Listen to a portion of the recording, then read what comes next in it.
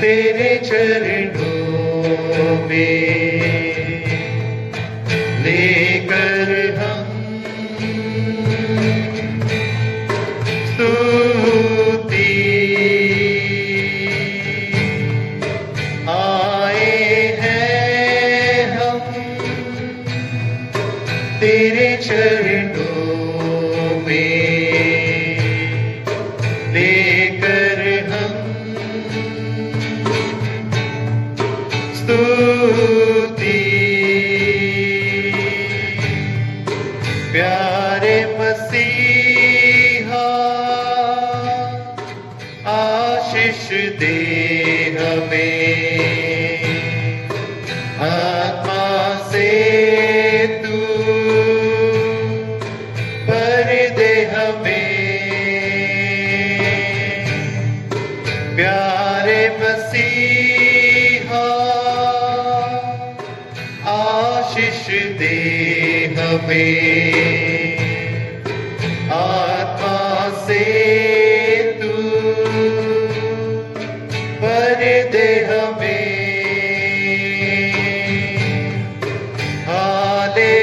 Hallelujah hallelujah hallelujah hallelujah hallelujah hallelujah hallelujah hallelujah मिलती है हमें तुझसे चंगाइयाँ देता तू हमें पापों से मुक्ति मिलती है हमें तुझसे चंगाइयाँ देता तू हमें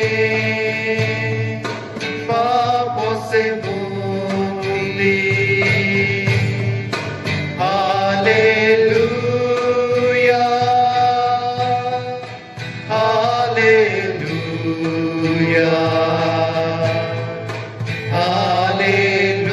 hallelujah hallelujah hallelujah hallelujah hallelujah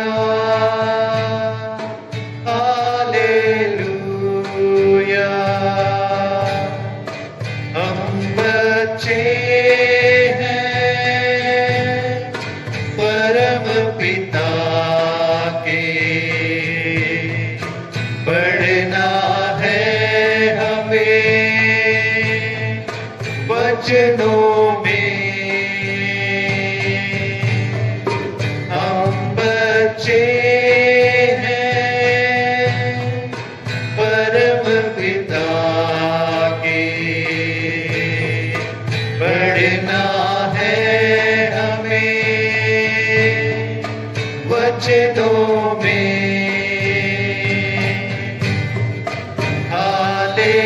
hallelujah hallelujah hallelujah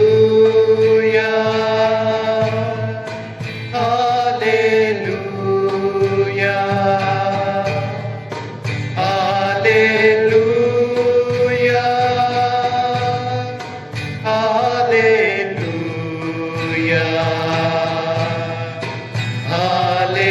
hallelujah hallelujah हम तैयार हैं यीशु तेरे लिए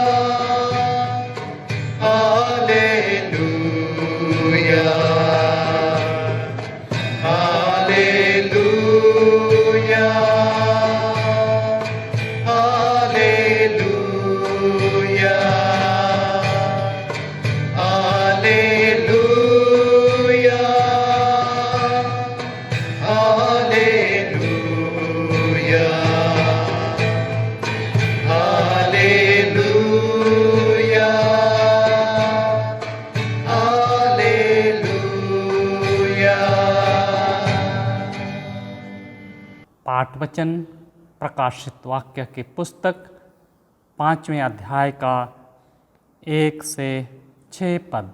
प्रकाशित वाक्य की पुस्तक 5वां अध्याय 1 से 6 पद। जो सिंहासन पर बैठा था, मैंने उसके दाहिने हाथ में एक पुस्तक देखी जो भीतर और बाहर लिखी हुई थी, और वह 7 मुहर लगाकर बंद की गई थी।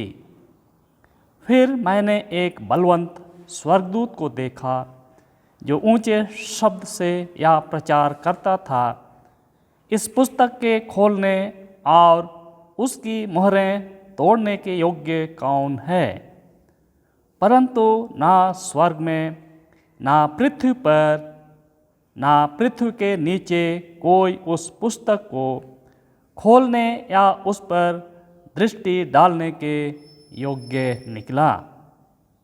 तब मैं फूट फूट कर रोने लगा, क्योंकि उस पुस्तक के खोलने या उस पर दृष्टि डालने के योग्य कोई ना मिला।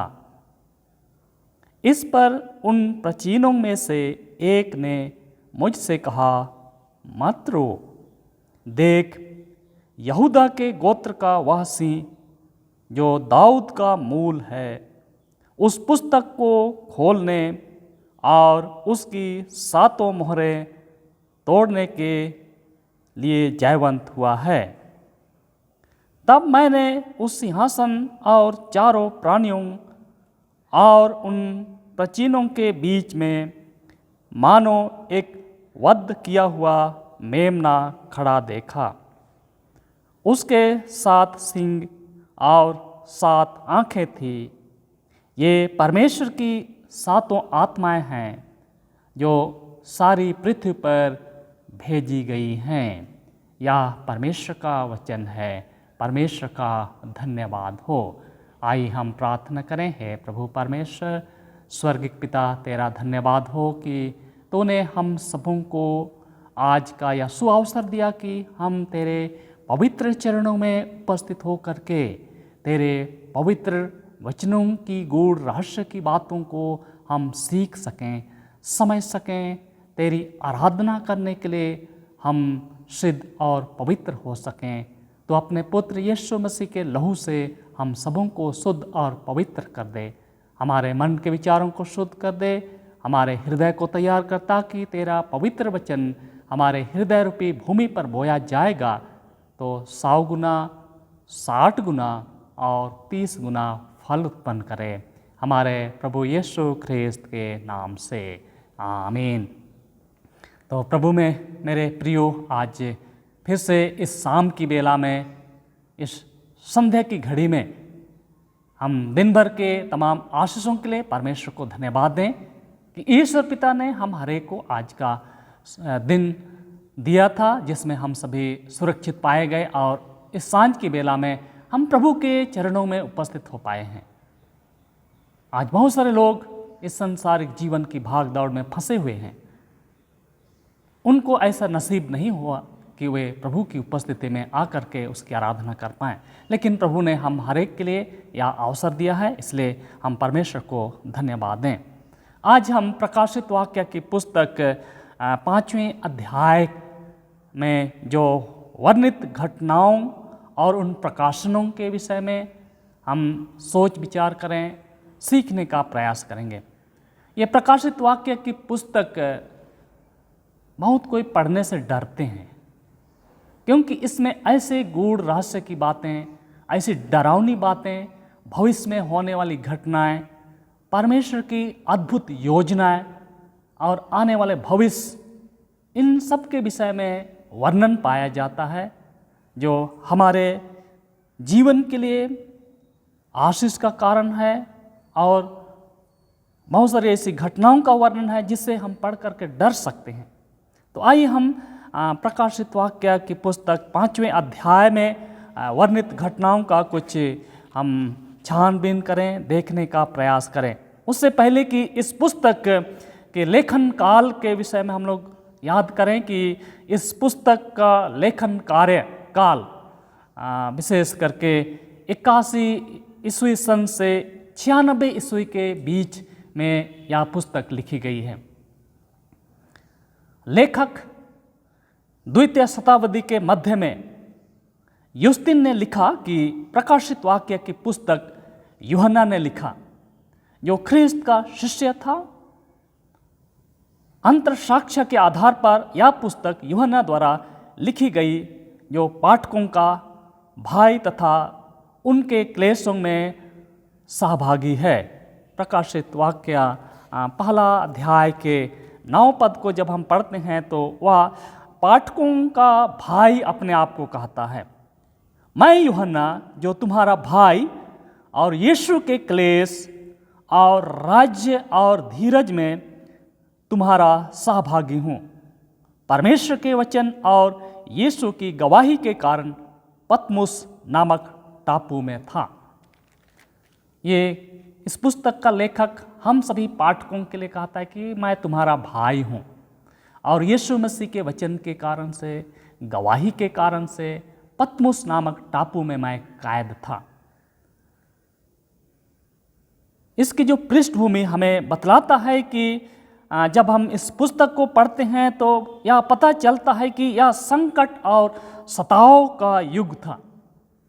कलीसिया के भीतर और बाहर दोनों तरफ से समस्याएं घिरी हुई थी।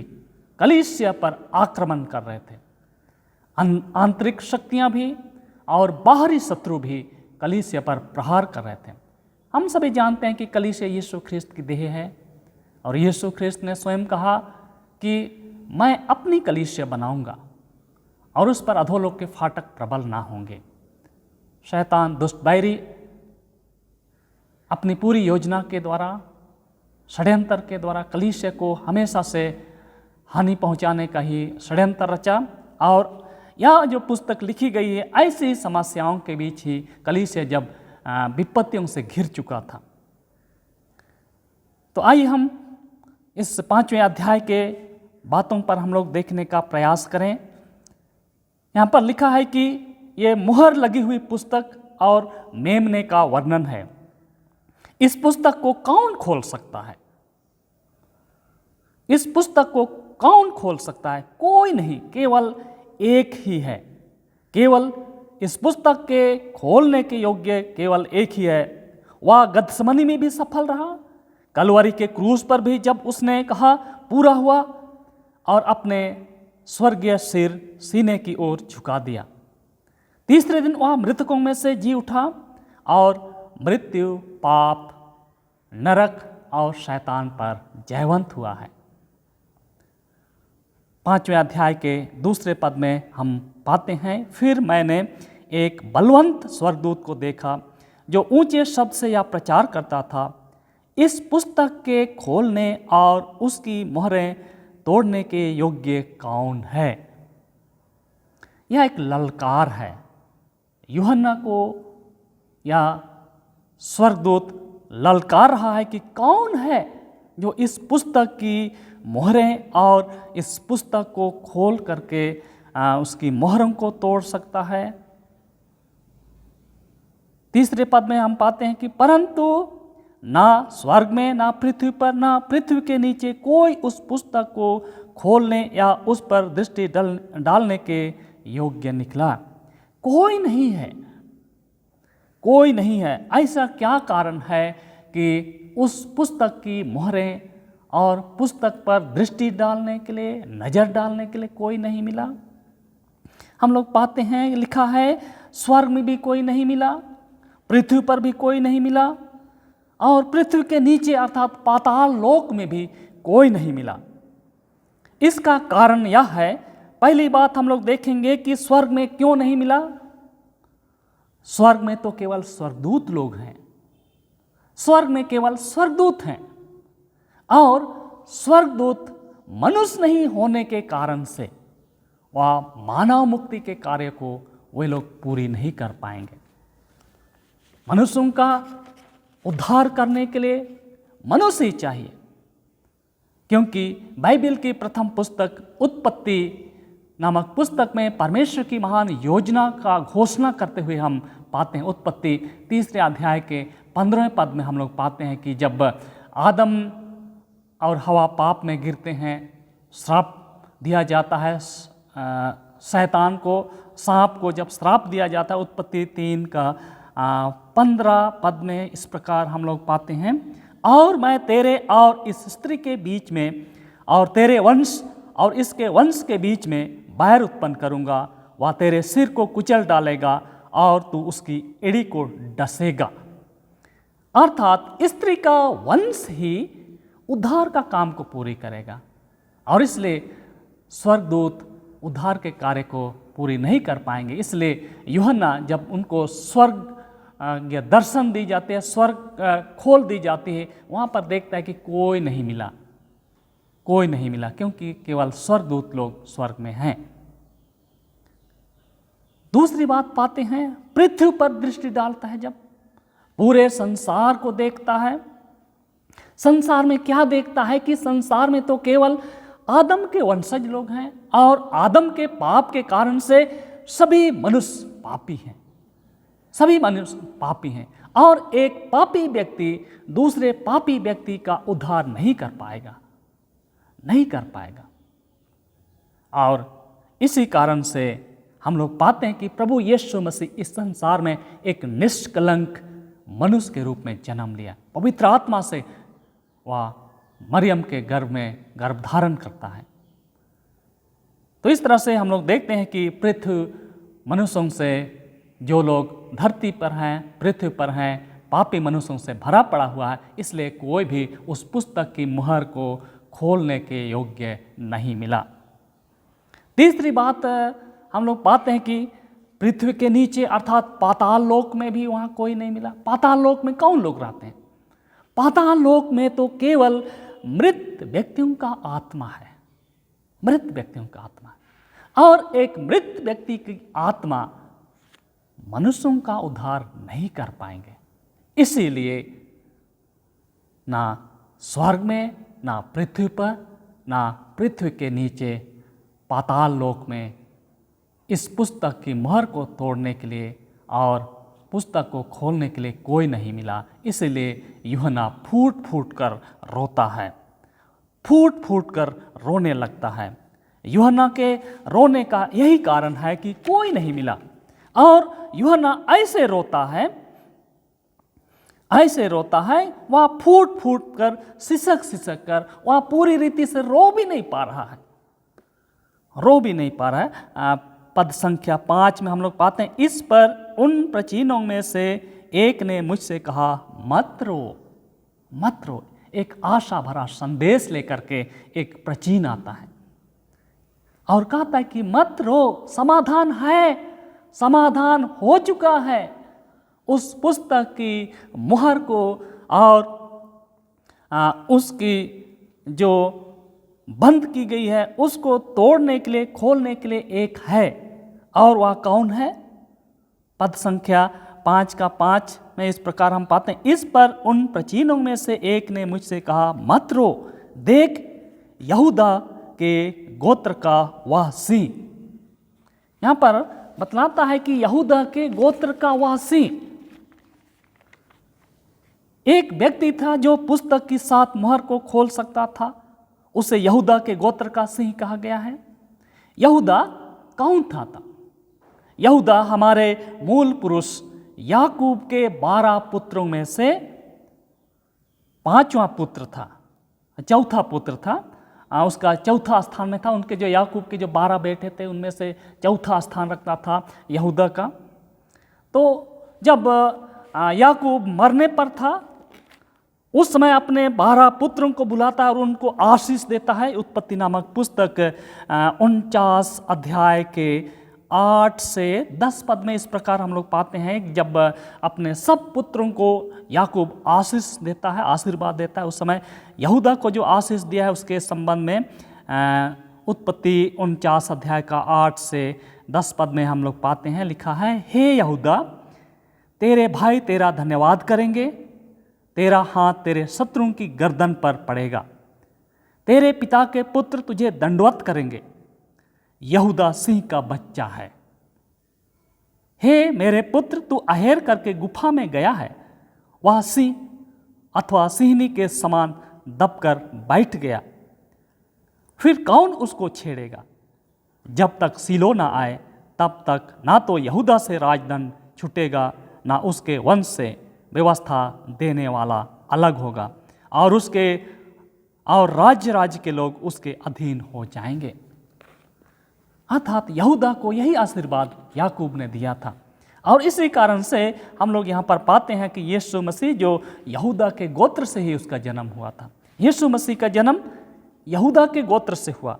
यहूदा का गोत्र राजा घराना था, राज घराना था, और परमेश्वर ने उसको आशीष दी कि जितने भी राजा होंगे सब यहूदा के घराने से ही जन्म लेंगे, उसे के वंशज होंगे। तो राजा अर्थात जंगल का राजा सिंह है। तो इसलिए यूहन्ना को बताया जाता है कि यहूदा का सिंह, यहूदा के गोत्र का वासी अर्थात प्रभु यीशु मसीह ही है, प्रभु यीशु मसीह ही है वासी। और इसलिए यहाँ पर बताया गया है कि इस पुस्तक की मुहर को खोलने के योग्य जो हुआ है वह है यीशु मसीह, जो यहूदा के गोत्र से जन्म लिया है, वह यहूदा का सिंह है। दूसरी बात हम लोग पाते हैं, यहाँ पर लिखा है कि दाऊद का मूल होगा, दाऊद का मूल होगा, यहूदा के गोत्र से भी जन्म लेगा और दाऊद का मूल होगा। हम लोग जानते हैं कि यीशु मसीह की वंशावली, जन्म वंशावली को देखते हैं कि यशायाह नबी ने भी नबूवत की है कि यशायाह की फूट से एक जड़ निकलेगा, अर्थात दाऊद का वंशज होगा। तो इस प्रकार से हम लोग पाते हैं कि यीशु मसीह के संबंध में ये भविष्यवाणी की गई थी, और वह जो सिंह है वह यीशु मसीह ही है। कितनी ताजुब की बात है कि हम लोग पाते हैं कि 6ठा पद में, तब मैंने उस सिंहासन और चारों प्राणियों और प्राचीनों के बीच में मानो एक बद्ध किया हुआ मेमना खड़ा देखा। यूहन्ना एक सिंह को ढूंढ रहा था, क्योंकि उसको बताया गया था कि यहूदा का सिंह है, वह सिंह को ढूंढ रहा है, लेकिन सिंह के बदले उसको क्या दिखाई दिया? मेमना दिखाई दिया। और वह मेमना भी कैसे? बद्ध किया हुआ है, बलिदान किया हुआ है, घायल किया हुआ मेमना है। कितनी आश्चर्य की बात है, कितनी ताजुब की बात है। तो इस प्रकार से हम लोग देखते हैं कि यूहन्ना एक बद्ध किया हुआ मेमना को खड़ा हुआ देखता है। यीशु मसीह ने स्वर्ग राज्य की स्थापना शक्ति के बल पर नहीं किया, परंतु बलिदान होने के द्वारा किया, अपने आप को बलि चढ़ाया। यशायाह नबी की पुस्तक 53 अध्याय का 3 पद में भी हम लोग पाते हैं कि उसको कोई चाहने वाला नहीं था, वह इतना तुच्छ जाना गया था। बलिदान होने के कारण से इब्रानियों की पत्री 9वां अध्याय और उसके 14-15 पद में भी हम लोग पाते हैं। इब्रानियों की पत्री 9वां अध्याय का 14-15 पद में लिखा है, तो मसीह का लहू जिसने अपने आप को सनातन आत्मा के द्वारा परमेश्वर के सामने निर्दोष चढ़ाया, तुम्हारे विवेक को मरे हुए कामों से क्यों ना शुद्ध करेगा, ताकि तुम जीवित परमेश्वर की सेवा करो। इसी कारण वह नई वाचा का मध्यस्थ है, ताकि उसकी मृत्यु के द्वारा जो पहली वाचा के समय के अपराधों से छुटकारा पाने के लिए हुई है, बुलाए हुए लोग प्रतिज्ञा के अनुसार अनंत मीरास को प्राप्त करें। यीशु मसीह इसलिए बलिदान हुआ कि हम सभी राज करें, अधिकार को पाएं, बचाए जाएं, शुद्ध और पवित्र किए जाएं। पहला पत्रस पहला अध्याय का 18-19 में भी हम पाते हैं कि हमारा छुटकारा सोना चांदी से नहीं हुआ है, लेकिन निर्दोष और निष्कलंक मेमने के लहू से हुआ है। निर्दोष और निष्कलंक मेमने के लहू से हुआ है। तो यही बद्ध हुआ मेमना उस पुस्तक की 7 मोहर को तोड़ने के योग्य है। और इसलिए जब ये प्राचीनगण, ये स्वर्गदूत जब इस मेमने की आराधना करते हैं तो स्पष्ट है, आगे हम लोग पाते हैं इसी प्रकाशित वाक्य की पुस्तक 5 अध्याय का 9वें पद में हम लोग पाते हैं, वे नया गीत गाने लगे, इस पुस्तक के लेने और इसकी मोहरें खोलने के योग्य है, क्योंकि तूने बद्ध होकर अपने लहू से हर एक कुल और भाषा और लोग और जाति में से परमेश्वर के लिए लोगों को मोल लिया है और उन्हें हमारे परमेश्वर के लिए एक राज्य और याजक बनाया है, और वे पृथ्वी पर राज्य करेंगे।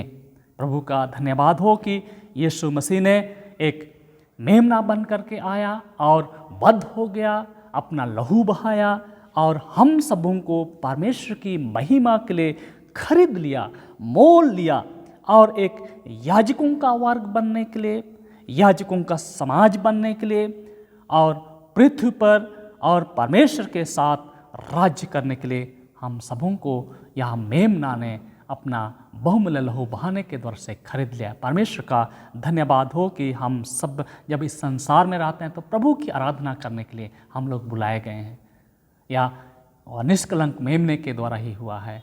प्रभु का धन्यवाद हो उसके इस महान योजना के लिए कि उसने हम सबों को इस योग्य बनाया कि और उस योग्य यीशु की हम आराधना करते हैं।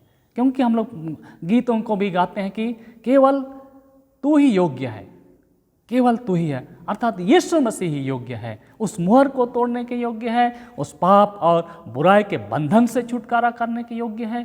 प्रभु का धन्यवाद हो। परमेश्वर इस वचन के द्वारा बहुत सारे आशीष हम सबों को प्रदान करें। आइए हम प्रार्थना करें। हे प्रभु परमेश्वर, तेरा धन्यवाद हो कि तूने हम मानव जाति को जो पाप और बुराई के बंधन से शैतान की मोहर में हम लोग जकड़ चुके थे, हमें छुटकारा दिलाने के लिए तूने अपने पुत्र यीशु मसीह को एक मेमना बनाकर भेजा, और तेरे पुत्र यीशु मसीह ने एक बद्ध किया हुआ मेमना बन करके हमारे पापों का प्रायश्चित किया और तेरे लिए एक राज्य और याजक बनाया। धन्यवाद देते हैं हे पिता परमेश्वर, आज इस रात्रि के समय में जब हम अपने बिछावन पर होंगे, प्रभु हमारी सहायता कर।